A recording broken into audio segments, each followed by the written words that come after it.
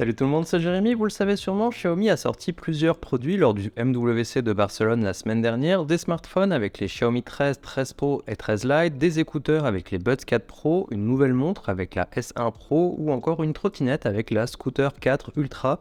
Et un point commun avec tous ces produits, c'est qu'ils coûtent plus cher qu'avant. Et visiblement, le Xiaomi 13 Pro vendu à 1299 € a interpellé beaucoup de monde.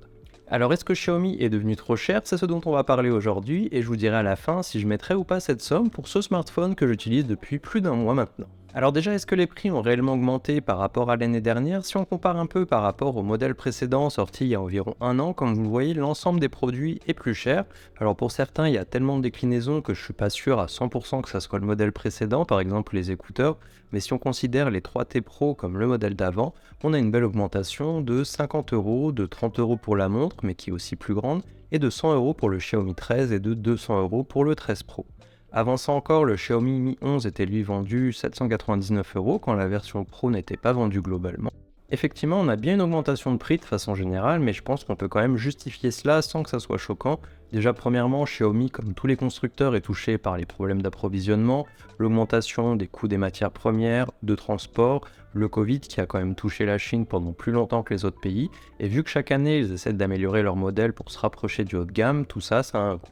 Il y a aussi quelque chose auquel on ne pense pas forcément, mais le Xiaomi 13 et 13 Pro disposent tous deux du partenariat avec Leica, et je sais que pour d'autres constructeurs qui travaillent avec des fabricants d'appareils photo, ce partenariat a un coût pour la marque de smartphone. Finalement, ils paient aussi de leur poche pour pouvoir mettre cette mention sur les smartphones et profiter de leur renommée, et je suppose que c'est la même chose pour Xiaomi.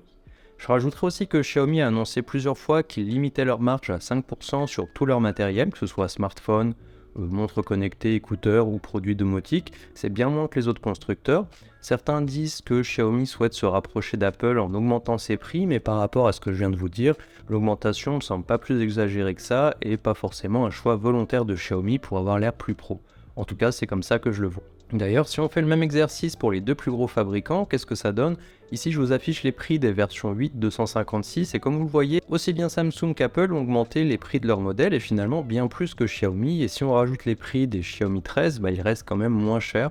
Alors après, ça dépend avec quoi on compare. Est-ce qu'on considère que le Xiaomi 13 Pro, c'est l'équivalent du S23 Plus ou du S23 Ultra? Pareil chez iPhone, est-ce qu'on compare au 14 Pro ou au 14 Pro Max vis-à-vis de la taille d'écran? Mais d'un autre côté, on aura bientôt un Xiaomi 13 Ultra qui sera aussi plus cher, mais qui offrira normalement des performances encore plus grandes. Donc c'est à voir en fonction de ce qu'on choisit. Et en plus ici, pour ceux qui achètent le Xiaomi 13 Pro pendant la période de précommande, ils repartiront avec une télé de 43 pouces offerte. Alors comme je vous le disais, je trouve pas ça choquant d'avoir un prix à ce niveau-là quand on regarde les autres constructeurs, mais est-ce qu'on a les mêmes choses que ces constructeurs quand on achète un Xiaomi? La première chose à laquelle je penserais si je voulais mettre autant d'argent dans un appareil, c'est à combien je pourrais le revendre après quelques années. Et ici, on n'est pas du tout au même niveau entre Apple, Xiaomi et même Samsung d'ailleurs.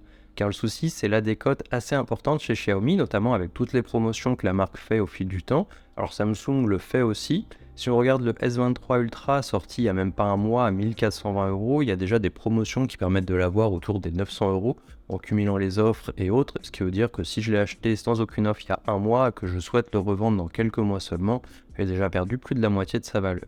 Pour le Xiaomi, avant même le lancement du 13 Pro, on pouvait trouver le 12 Pro à 600 €, donc si je le revends un an après, il a déjà perdu la moitié de sa valeur. Chez Apple, on n'a pas ce genre de promotion et ça évite de casser les prix de revente. Alors il y a moyen de les avoir moins chers quand des promotions sont faites sur d'autres sites, mais vous n'en trouverez pas vraiment sur le site de la marque. Et au final, vous pourrez revendre votre iPhone plus facilement et sans perdre autant qu'un Xiaomi. Ce qui fait aussi qu'on accepte peut-être plus de mettre une grosse somme chez Apple ou encore chez Samsung comparé à Xiaomi, c'est l'image que les gens se font de la marque et la confiance qu'on a en elle. Xiaomi, ça reste une marque qui il y a encore pas très longtemps n'était pas très connue du grand public. Personnellement, j'achète leurs produits depuis 7 ou 8 ans et à l'époque, je les achetais directement en Chine car ils n'étaient pas vendus en France. Mais pour beaucoup de gens, ça reste une marque chinoise parmi d'autres et qui parfois est confondue avec Huawei, Oppo, Vivo, Realme, et c'est bien moins clair pour le grand public la différence qu'il peut y avoir entre toutes ces marques. Et plusieurs fois en parlant de Xiaomi, on m'a dit: ah, mais c'est ceux qui ont été bannis par les États-Unis et qui ont plus Google, c'est ça? Et pour certains, une marque chinoise, on la choisit plus par défaut car le prix est moindre que pour ce qu'elle est réellement. Mais de nos jours, les marques chinoises, c'est plus des produits bas de gamme ou des copies qui sont fabriquées à pas cher, ce sont de vrais produits de qualité avec des matériaux de qualité aussi, et forcément ça coûte cher. Et il y a aussi tout ce qui est recherche et développement pour proposer des nouveautés qui a un coût qu'il faut remettre dans le produit.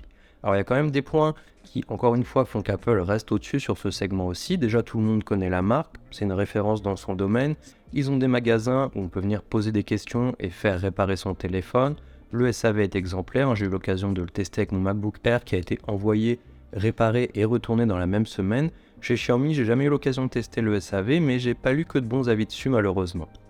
La plupart de leurs magasins en France ont fermé aussi il y a peu, alors ça donne pas forcément très confiance, même si c'était pas eux qui les géraient directement, les magasins. Et un autre point, c'est les mises à jour, hein. Chez Apple, vous pouvez recevoir des mises à jour de sécurité sur des modèles qui sont sortis il y a 10 ans, le jour de la sortie de la nouvelle version d'iOS. Elle est dispo partout au même moment, dès que la conférence se termine. Chez Xiaomi, je reçois souvent des commentaires dans mes vidéos où les gens n'ont pas encore reçu la mise à jour, sortie pourtant il y a quelques semaines ou mois sur leur modèle. Donc clairement, en termes de confiance, Xiaomi n'est pas au même niveau. Et on a ce côté aussi où Xiaomi s'inspire beaucoup d'Apple, hein, pour leur communication, le côté marketing et des fois même pour le design des produits.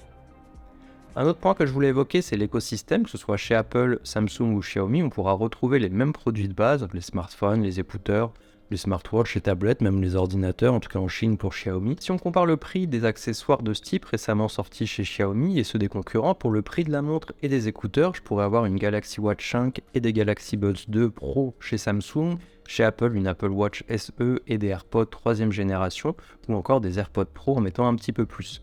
Encore une fois, les produits Apple se revendront mieux, mais surtout on aura un vrai écosystème chez Apple. Chez Samsung, je connais moins, mais ça m'a l'air plus interconnecté que chez Xiaomi.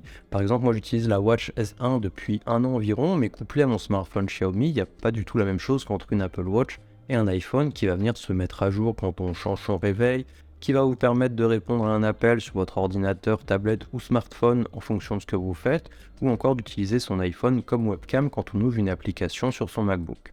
La Watch S1 fait pas vraiment grand chose de plus qu'un tracker d'activité, elle est jolie mais on peut pas mettre d'application dessus ou tout simplement avoir un retour vidéo pour l'utiliser avec l'application photo du téléphone comme c'est le cas chez Samsung ou Apple et pourtant elle coûte pratiquement le même prix. Alors comme je vous le disais, j'utilise le Xiaomi 13 Pro en version chinoise depuis un mois environ et c'est un super téléphone, hein. L'écran est top, il est puissant, fluide, la partie photo est bonne, mais pour tout ce que je vous ai dit juste avant, c'est pas raisonnable de l'acheter au prix de 1299 €, sans même parler du fait que le téléphone soit bon ou non, hein. Je pense même qu'il les vaut avec tout ce qu'il propose et en plus avec l'offre de lancement avec la télé offerte si on en a besoin, ça peut compenser. Mais sans cela, on trouve déjà des Samsung S23 Ultra pour moins cher et sur plusieurs points techniques et logiciels, il sera au-dessus de lui. Et pour le reste, j'aurais jamais pensé dire ça sur ma chaîne, mais oui, autant prendre un iPhone 14 Pro Max et ses accessoires pour ce prix-là.